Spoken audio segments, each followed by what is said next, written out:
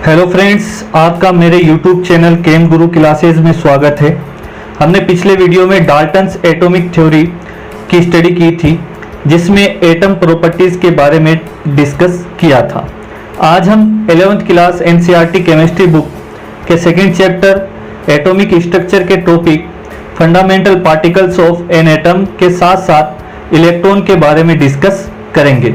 चलिए स्टार्ट करते हैं।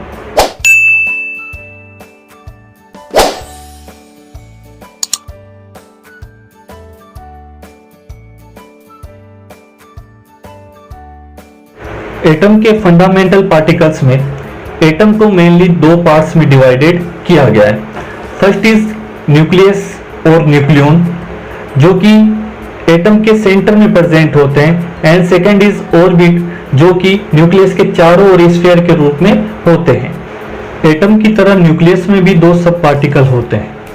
First is proton and second is neutron. इसी तरह ऑर्बिट में भी इलेक्ट्रॉन सब पार्टिकल के रूप में प्रेजेंट होते हैं। इस तरह एटम के मेनली तीन फंडामेंटल पार्टिकल्स होते हैं।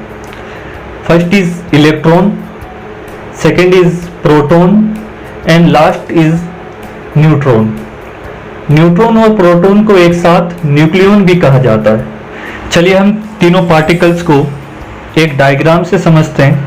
मॉलिक्यूल में प्रेजेंट एटम को जब जूम करके देखते हैं तो एटम के दो पार्ट्स दिखाई देते हैं। First is outer and second is inner. Outer parts में इलेक्ट्रॉन, जबकि इनर पार्ट्स में न्यूक्लियस प्रेजेंट होता है।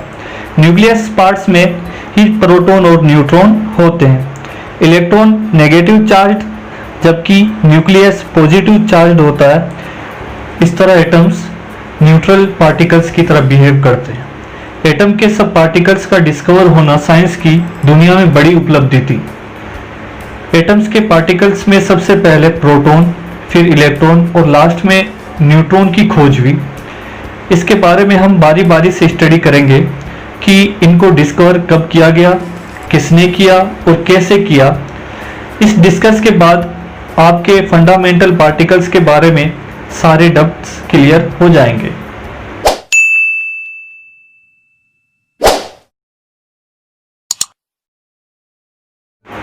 आगे बढ़ते हैं और इलेक्ट्रॉन के डिस्कवर के बारे में सबसे पहले डिस्कस करते हैं। इलेक्ट्रॉन की खोज जोसेफ जॉन थॉमसन ने 1897 में किया। इन्होंने इलेक्ट्रॉन की खोज cathode ray immersion tube experiment से किया। एक्सपेरिमेंट से पहले थॉमसन ने cathode ray immersion tube instrument का सेटअप तैयार किया। थॉमसन ने सबसे पहले क्लोज ग्लास ट्यूब ली, जिसमें छोटे छोटे मेटल इलेक्ट्रोड लगाए। ग्लास ट्यूब में प्रेजेंट गैस के प्रेशर को कम करने के लिए थॉमसन ने वैक्यूम पंप लगाए, जिससे गैस ट्यूब में लो प्रेशर गैस जनरेट हो सके। क्योंकि गैसेज में इलेक्ट्रिक इमर्जन सिर्फ लो प्रेशर और हाई वोल्टेज पर ही जनरेट कर सकते हैं। हाई वोल्टेज के लिए सोर्स के रूप में हाई वोल्टेज बैटरी लेते हैं, जिसमें पॉजिटिव और नेगेटिव दो टर्मिनल होते हैं। इन दोनों टर्मिनल को मेटल इलेक्ट्रोड से वायर द्वारा जोड़ दिया जाता है।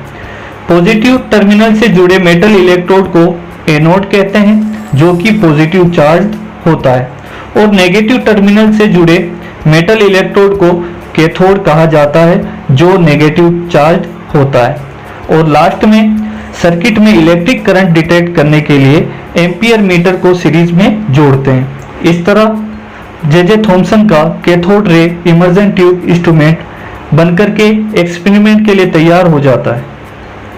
अब जे थॉमसन एक्सपेरिमेंट के लिए रेडी हो जाते हैं। सबसे पहले थॉमसन हाई वोल्टेज सोर्स को स्टार्ट करते हैं। वोल्टेज को बढ़ाया। हाई वोल्टेज होते ही एमीटर में करंट डिटेक्ट होने लगा। एमीटर में डिफ्लेक्शन कंटिन्यूस हो रहा था, अर्थात करंट लगातार आ रहा था। थॉमसन सरप्राइज हुए। वो सोचने पर मजबूर हो गए कि जब कैथोड व एनोड के बीच ओपन सर्किट है तो करंट कैसे फ्लो हो सकता है। तो थॉमसन ने एज्यूम किया कि कुछ न कुछ कैथोड व एनोड के बीच में फ्लो कर रहा है, या तो एनोड से कैथोड की ओर या फिर कैथोड से एनोड की ओर कुछ न कुछ फ्लो कर रहा है, जिसके कारण एम्पियर मीटर में करंट लगातार डिटेक्ट हो रहा था। अब कैथोड और एनोड के बीच में जो भी फ्लो कर रहा है उसे डिटेक्ट करने के लिए पहले हाई वोल्टेज सोर्स को ऑफ किया। फिर थॉमसन ने कैथोड में एक छोटा सा होल कर दिया। इसके बाद पीछे की तरफ जिंक सल्फाइड फ्लोरोसेंट मटेरियल की कोटिंग की, इस उद्देश्य से कि अगर कोई भी पार्टिकल एनोड की ओर से फ्लो करते हुए कैथोड की ओर आएगा तो जिंक सल्फाइड से टकराकर कुछ ग्लो करेगा। इसके लिए थॉमसन ने हाई वोल्टेज सोर्स को स्टार्ट किया, परंतु किसी भी प्रकार का ग्लो नजर नहीं आया, जबकि एमीटर में लगातार करंट डिटेक्ट हो रहा था। अब थॉमसन ने हाई वोल्टेज सोर्स को बंद कर इसका अपोजिट किया और एनोड में एक छोटा सा होल कर एनोड के पीछे की तरफ जिंक सल्फाइड मटेरियल की कोटिंग की। अब फिर से हाई वोल्टेज सोर्स को स्टार्ट किया गया। एमीटर में पहले की तरह करंट डिटेक्ट हो रहा था, लेकिन अब की बार एनोड की ओर ग्लो हो रहा था। तो साइंटिस्ट के द्वारा यह सजेस्ट किया गया कि कैथोड और एनोड के बीच में जो भी फ्लो हो रहा है वो कैथोड से एनोड की ओर एक रे फ्लो कर रहा है, जिसका नाम यूजीन गोल्डस्टीन ने कैथोड रे नाम दिया, जिसे आगे चलकर जॉर्ज जॉनस्टन स्टोनी ने इलेक्ट्रोन नाम दिया। जो कैथोड रे एग्जिस्ट हुई उसकी और भी स्टडी हुई। थॉमसन ने इलेक्ट्रोड मटेरियल को और ट्यूब के अंदर भरी गैस को चेंज किया, लेकिन देखा कि कैथोड रे के बिहेवियर पर कोई फर्क नहीं पड़ा और आगे बिहेवियर टेस्ट के लिए वोल्टेज सोर्स को बंद किया गया। इसके बाद गिलास ट्यूब में कैथोड व एनोड के बीच में एक छोटा सा फैन रख दिया। जैसे ही हाई वोल्टेज सोर्स को ऑन किया गया, पंखा घूमने लगा।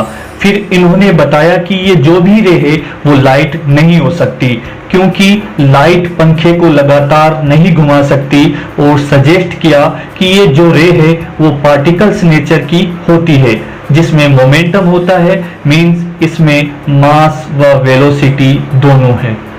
थॉमसन ने एक्स्ट्रा इलेक्ट्रिक फील्ड की प्रेजेंस में कैथोड रे का आगे एक और बिहेवियर टेस्ट किया।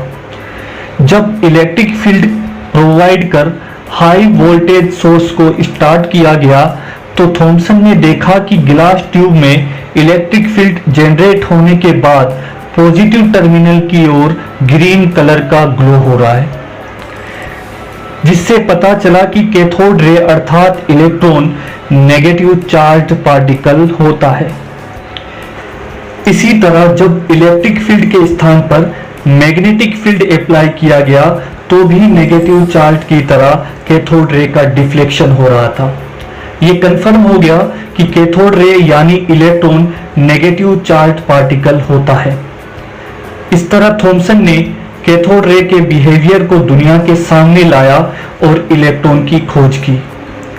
इस खोज के लिए जे थॉमसन को 1906 में नोबेल प्राइज से नवाजा गया।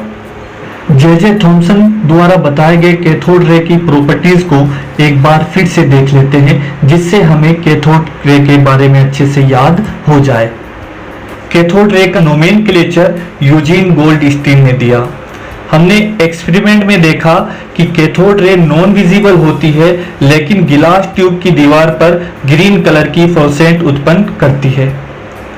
कैथोड रे कैथोड से शुरू होकर एनोड की ओर स्ट्रेट लाइन में मूव करती है। कैथोड रे पार्टिकल नेचर की होती है, जिसमें मोमेंटम होता है। कैथोड रे इलेक्ट्रोड मटेरियल व प्रेजेंस गैस नेचर पर डिपेंड नहीं करती। एंड लास्ट, इलेक्ट्रिक व मैग्नेटिक फील्ड की प्रेजेंस में नेगेटिव चार्ज की तरह बिहेव कर अपने वे से डिफ्लेक्ट हो जाती है, जिसे इलेक्ट्रॉन कहते हैं। आज के लिए इतना ही, फिर मिलते हैं नेक्स्ट वीडियो में एक अच्छे कंटेंट के साथ। इसके लिए बेल आइकन व सब्सक्राइब बटन को दबाना ना भूलें।